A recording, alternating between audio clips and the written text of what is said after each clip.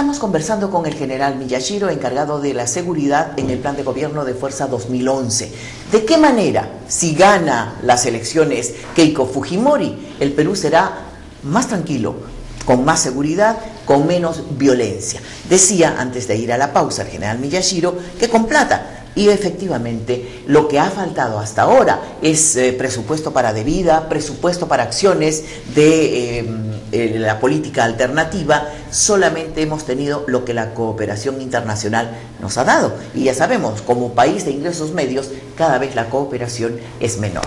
General Miyashiro, ¿cuánto sería el dinero que se necesita para, desde una acción del Estado, hacer esta labor que usted está demandando? En cuanto a cifras, no le podría precisar. No lo tengo. Pero evidentemente es un dinero grande. Tiene que ser un dinero grande. Pero para ponerle un ejemplo, el año 2005 que estuve en actividad, la cooperación internacional ascendía a 70 millones de dólares. Y la cooperación actual está bordeando los 28 millones de dólares. ¿No? Esto ha ido aparejado con la inversión que el Estado ha hecho en la lucha contra el tráfico de drogas. Entonces, si se incrementa, pero sobre todo si se muestra la voluntad política y se ofrece resultados, la cooperación internacional abre sus arcas. Ahora, se dice también que con el Plan Colombia muchos narcotraficantes, gente ligada al narcotráfico, cruzó el Putumayo, cruzó por diferentes zonas y se instaló en el Perú, y que hoy día tenemos un narcoterrorismo. ¿Cuánto de cierto es esto en su evaluación y cómo se actúa contra este? Con relación al terrorismo, yo tengo una opinión un poco divergente, en el sentido de que ellos actualmente están íntimamente ligados, al tráfico ilícito de drogas. Entonces es narcoterrorismo. De acuerdo, pero es una etapa transitoria, porque ellos tienen otra ideología y están esperando el momento oportuno, y dentro de la guerra revolucionaria y dentro de lo que son los fenómenos terroristas, el tiempo es una cuestión pasajera, no lo principal. Entonces están esperando que haya otras condiciones para sacar la cara terrorista. Ahora bien, ¿no? El narcoterrorismo, tal como se le conoce, que en realidad debería ser terrorismo y tráfico ilícito de drogas, viene actuando y captando a muchos jóvenes, los están contaminando, porque la presencia del Estado es sumamente reducida. En tiempos de presidente Fujimori consistía en tenerlos cercados, de tal forma que por lo menos se lograba el control territorial, que no se expandan. Los tenían cercados y de vez en cuando las operaciones de inteligencia ofrecían resultados, se daban los golpes de mano y se capturaban los dirigentes. Es decir, que no es cierto que eliminaron el terrorismo. En la zona de Bray y el Guayaga nunca se ha aceptado, nunca se dicho salieron. Que no han salido. No se pudo. Sin embargo, lo máximo que se pudo hacer es cercarlos. Es que lo peor viene después. Se le va recortando el presupuesto y en el primer lustro de este siglo, 2000-2005, se le reduce el presupuesto. En el gobierno de Toledo. De las 64 bases llegan a momentos tan extremos que se quedaron con 4, 5, 6 bases. ¿Hoy día cuántas hay? Hoy día debe haber un promedio de 16 bases. ¿Solamente? Nada más, comparado con los 64 que teníamos en la década pasada. ¿Cuántos deberíamos tener? ¿Cuántas deberíamos tener? La situación ha cambiado.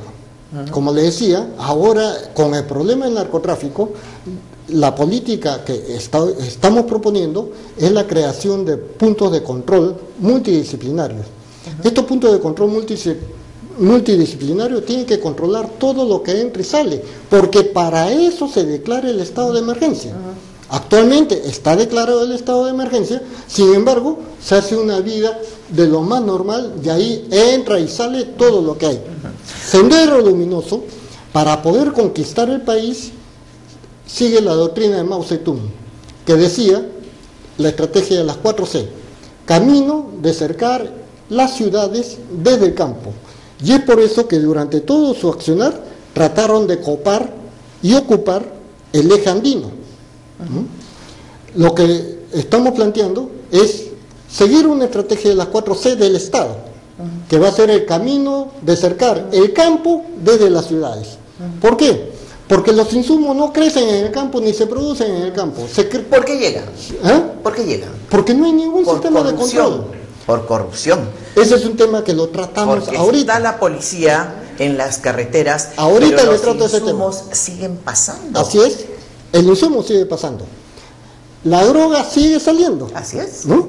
Por lo tanto, tiene que establecerse un sistema de control, ¿no? Para que sea efectivo esto. Y todo el gran negocio de la droga se produce en las ciudades. Transversalmente existe el fenómeno de la corrupción, no el fenómeno, el delito de la corrupción. Así es.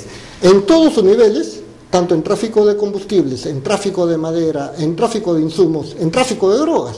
Por lo tanto, tiene que ser multidisciplinario para que haya un control. Y dentro de la lucha contra la corrupción tiene que haber una transparencia e informatizada. Ahora, quizás el problema más grave es hacer que los campesinos, cocaleros, dejen de serlo. Hoy dicen que no pueden porque no hay nada que sustituya a la coca como producto. ¿De qué manera un cultivo alternativo les da resultados? Hay experiencias exitosas, pero son aisladas, más en Tingo María que en el BRAE. ¿Están considerando también esa posibilidad o todo va a ser represión? No, no es represión porque una de las políticas planteadas por otro partido dice que hay que conversar con los traqueteros, hay que conversar con los cocaleros, hay que conversar con todo aquel que se dedica... ¿Y por qué no? ¿Por qué no? No, porque todos esos programas ya han fracasado y tenemos experiencias tanto en Colombia como en Bolivia. Y en el ¿De Perú, qué? ¿De conversación? ¿De acercamiento? de conversación y de pagar para la autorradicación. Eso no. Hay que analizar el problema muy seriamente. No hay que pagarles para hacer cultivos alternativos más solventes, darles ayuda técnica, no sé si dinero, para que cultiven cacao en vez de coca. Viendo desde el punto sociológico, la cultura del migrante. ¿Quiénes están incrementando el cultivo de la hoja de coca? ¿Los mismos cocaleros del lugar? No. Están viniendo campesinos empobrecidos en otras áreas que incluso deciden incursionar en el delito para ampliar estos cultivos de coca y llevarse un plato de comida a la boca. ¿Es delito per se o es pobreza? En parte es pobreza y por otra parte es la presión que ejerce el traficante de drogas. Lo que tenemos que hacer es programas fuera del área de cultivo de coca para que no ingresen a esta zona.